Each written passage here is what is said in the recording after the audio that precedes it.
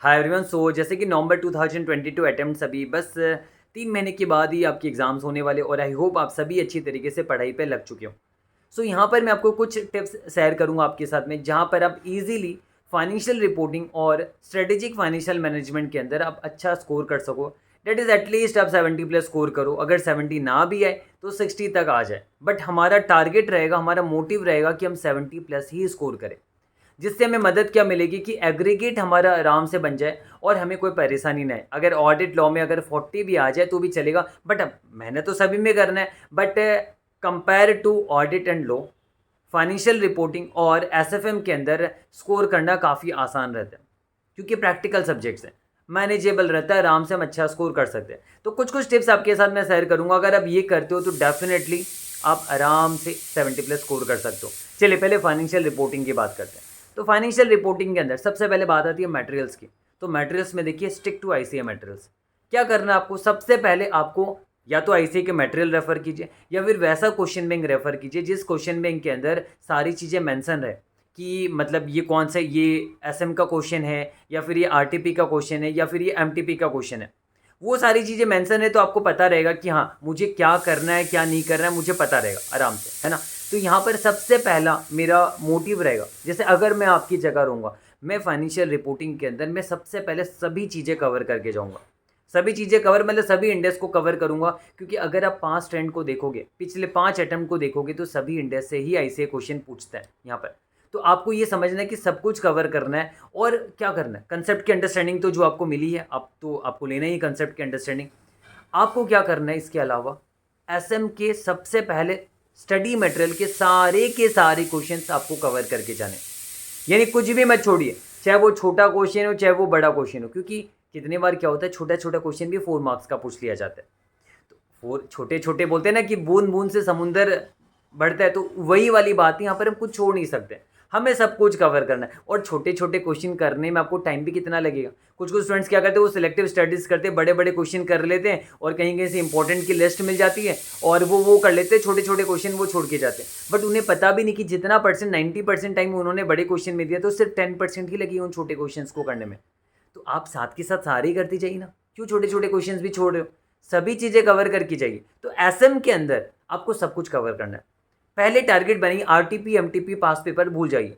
सबसे पहले टारगेट बनाइए कि स्टडी मटेरियल के सारे क्वेश्चंस में करके जाऊंगा, जिसके अंदर जो छोटे क्वेश्चन है, थ्योरी क्वेश्चन है, उन सबको गो थ्रू कर लिया, प्रैक्टिस नहीं करना। लेकिन जो प्रैक्टिकल क्वेश्चन है, जो थोड़े बड़े हैं, उन्हें हमें प्रैक्टिस भी करना है, क्योंकि प्रैक्टिस नहीं करोगे तो एग्जाम में पेन नहीं चलेगा और या फिर आप 60-70 का ही अटेम्प्ट कर पाओगे। देखिए बहुत सारे स्टूडेंट्स ऐसे रहते हैं, वो 60-70 ही अटेम्प्ट कर पाते हैं। ऐसा क्यों?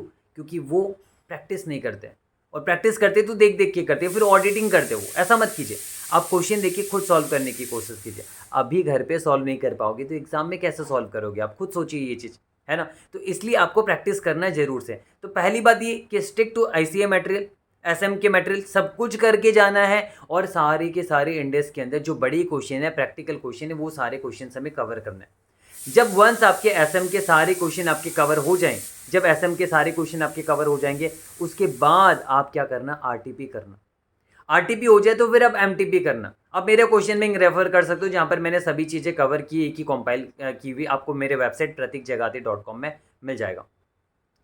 अब ये करने के बाद पास्ट पेपर आप चाहो तो करो या ना करो, चलेगा, कोई प्रॉब्लम नहीं, क्योंकि पास्ट पेपर्स ऑलरेडी आए हुए पूछे हुए क्वेश्चन है पहले के, तो रिपीट होने के चांस कम रहते हैं। तो SM, RTP, MTP more than enough है। पहला सीरीज क्या रहेगा, पहले हम एसएम कवर करेंगे, फिर आरटीपी करेंगे, फिर हम एमटीपी करेंगे। तो ये स्ट्रेटेजी अगर आप रखोगे, प्रैक्टिकल क्वेश्चंस अच्छे तरीके से आप करोगे, तो डेफिनेटली आपको 70 प्लस लाने से कोई नहीं रोक सकता। हाँ, ये ध्यान रखिएगा, प्रैक्टिस करना बहुत ज़रूरी है, बिना प्रैक्टिस के कुछ नहीं हो सकता। प्रैक्टिस करना ही पड़ेगा, अदरवाइज एग्जाम में आपका अगर स्पीड नहीं बन रहा है, आपका पूरा पेपर अटेम्प्ट नहीं हो रहा, तो कहीं ना कहीं आपने अच्छे से प्रैक्टिस नहीं किया, रिवीजन नहीं किया।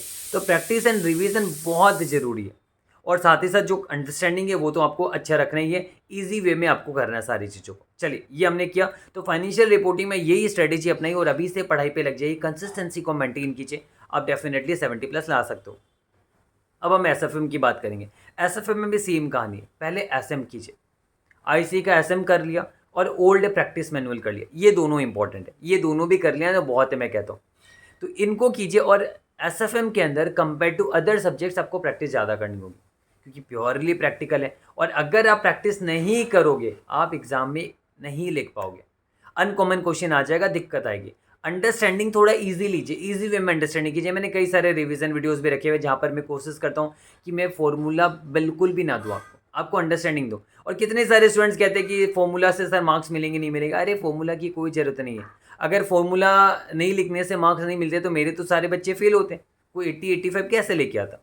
फॉर्मूला की कोई नेसेसिटी नहीं है। हाँ, आप स्टेप्स जो लिख रहे हो वहाँ पर थोड़ा तो स्टेप्स लिखिए ताकि आप पेपर चेकर को समझा सको कि आप लिखना क्या चाहते हो, कहना क्या चाहते हो। कई स्टूडेंट्स क्या करते 2-3 लाइन में ख़त्म कर देते रफ करके, ऐसा मत कीजिए। आप प्रेजेंटेशन थोड़ा सा अच्छा रखिए, लेकिन फॉर्मूला वगैरह की ऐसा कोई रिक्वायरमेंट नहीं है। आप बस अपना अच्छी तरीके से प्रेजेंटेशन करके आएगा, एलाबोरेट करके प्रॉपरली लिखिएगा कि किस तरीके से आपने वैल्यूज़ वगैरह को डिराइव किया। तो यहाँ पर एसएफएम के अंदर भी एसएम पहले पूरा, फिर प्रैक्टिस मैनुअल, फिर आरटीपी, फिर एमटीपी, 5 पेपर्स आपकी मर्जी, ये करना है और सभी क्वेश्चंस को कवर करना है। ज़्यादा से ज़्यादा क्वेश्चंस की यहाँ पर प्रैक्टिस कीजिएगा, रिवीजन कीजिएगा। और एसएफएम के अंदर भी आप आराम से ईजिली आप स्कोर कर सकते हो। और एसएफएम में तो हमारे कई सारे रिविजनरी वीडियो भी है। पोर्टफोलियो मेरा ज़रूर से देखिएगा, वहाँ पर मैंने बिना फार्मूला के अराउंड 7 आवर्स का मैंने एक वीडियो डाला है यूट्यूब में, जहाँ पर मैंने बिना फार्मूला के पढ़ाया है और आराम से आपको समझ में आएगा। आप ज़रूर से मेरा पोर्टफोलियो का लेक्चर्स देखिएगा, आपको एकदम बहुत ईजी लगेगा। खासकर एसएफएम पूरा ईजी है, फॉरेक्स, डेरिवेटिव सभी चीज़ें बहुत ईजी, कुछ भी टफ है ही नहीं। तो फाइनेंशियल रिपोर्टिंग और एसएफएम को ईजी बनाइए।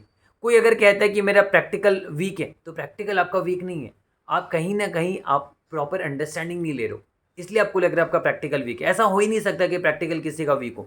आप अंडरस्टैंडिंग बढ़ाएंगे, थोड़ा समय दोगे, प्रैक्टिस करोगे, प्रैक्टिकल ही आपको मज़ा देगा और वो कभी भी वीक हो ही नहीं सकता, वो आपका स्ट्रेंथ है। तो इन दोनों में जो मैंने कहा ये टेक्निक्स को लगे, ये मैं जनरल टेक्निक से आपके साथ शेयर कर रहा हूँ। शॉर्टकट्स नहीं होता, शॉर्टकट्स में आपका आ गया तो भगवान भरोसे, अदरवाइज 40 भी नहीं आएंगे। तो शॉर्टकट्स वगैरह को दूर हटाइए, है ना। कोई भी अगर आपको शॉर्टकट्स वगैरह देता है तो वो गलत कर रहा है, आपके साथ खेल रहा है वो, ऐसा काम मत कीजिए।